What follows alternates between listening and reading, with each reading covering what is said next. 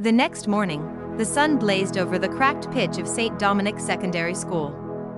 The white lines marking the field were faint, almost erased by time. The goalposts leaned at odd angles, and the grass grew in uneven patches. Chukwudi Bear Okafor stood at the gate, his chest tightening. He had walked into stadiums filled with tens of thousands. But here, as silence stretched over a handful of teenagers warming up, he felt smaller than he ever had before. The Ravens. They weren't like any team he'd coached before.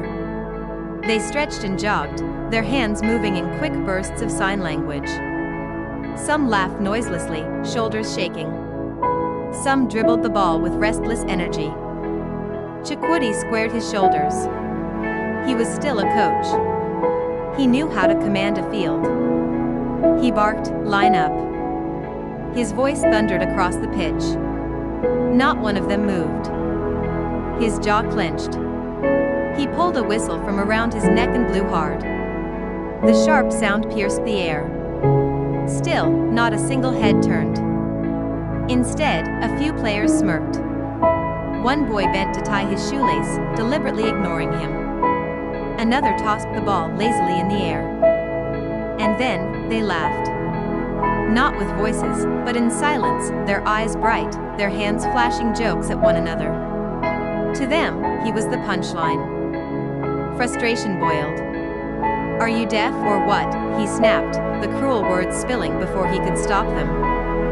The laughter only grew harder. Shoulders shook, heads tilted back, hands signing furiously. His insult had no sting. They had owned the word long before he spoke it. That's when she stepped forward. Tall, sharp-eyed, shoulders squared in quiet authority. Amara Ease. She raised her hands and signed quickly, then spoke aloud for him to hear. "My name is Amara. I am the team's captain. If you want them to understand you, you must learn our language." Her eyes pierced him, calm but unflinching. In that moment, Chukwudi felt like the student, not the master. Practice began awkwardly. He drew plays in chalk on the cracked wall, waving his arms, pointing, gesturing wildly.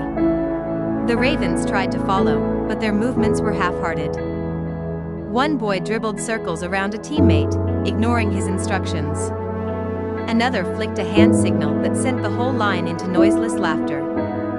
Chukwudi's blood boiled. He stomped his foot, shouting, "Discipline! Focus!" But the silence swallowed his words whole. At last, Kelechi Obi, their star runner, stepped forward. Sweat glistened on his forehead, but his eyes were sharp, rebellious. He signed furiously at Amara, who turned to interpret. He says, "You talk with your mouth. We play with our eyes. We see more than you." Chukwudi froze. The words hit him like a slap. He wanted to shout back, to remind them who he was. But their eyes, hard and proud, told him the truth. Here, he was the outsider. When the whistle finally blew for lunch, the Ravens scattered, still chuckling in their silence. Chukwudi sat under a tree, sweat dripping, pride stinging. Amara walked over and placed a bottle of water in front of him. Her voice was calm, but her words cut sharp. "You can't coach us like you coached hearing players. We don't need someone shouting. We need someone who sees." Chukwudi scoffed.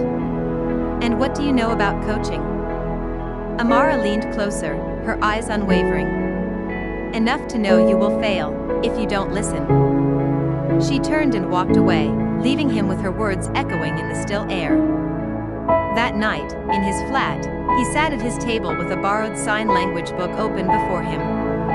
His thick fingers stumbled over the diagrams, shaping letters clumsily. The lines blurred in his tired eyes. At last, he slammed it shut, muttering, "Too old. Too late." But even as he tried to give up, he remembered Amara's steady gaze. He remembered Kelechi's defiance. He remembered the laughter, not cruel, but proud. And something inside him refused to die. The next day, as the Ravens jogged the field, Chukwudi tried something different. He raised his hand awkwardly, forming the clumsy shape for stop that he had memorized. The players froze mid-step, surprise flickering across their faces. It wasn't perfect. His fingers trembled. But it was enough. For the first time, they looked at him without mockery.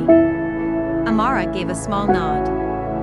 And in that moment, Chakwoody felt something new, not the old fire of domination, but the quiet, humbling spark of learning. When practice ended, Kelechi walked up to him, sweat dripping, eyes still fierce. He signed slowly, carefully, so that even Chakwoody could catch it. Amara translated, her voice steady. He says, "Prove to us you can learn.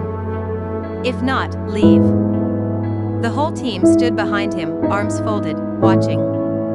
The silence was heavy, demanding. Chakwoody's throat went dry. For the first time in his career, he realized his future as a coach did not rest on fear, or pride, or even victory. It rested on whether he could humble himself enough to listen. He looked at their faces, defiant, proud, unyielding. And inside, something cracked. He whispered, "Then show me how." The words were quiet. But for the Ravens, it was the loudest thing he had ever said. To be continued.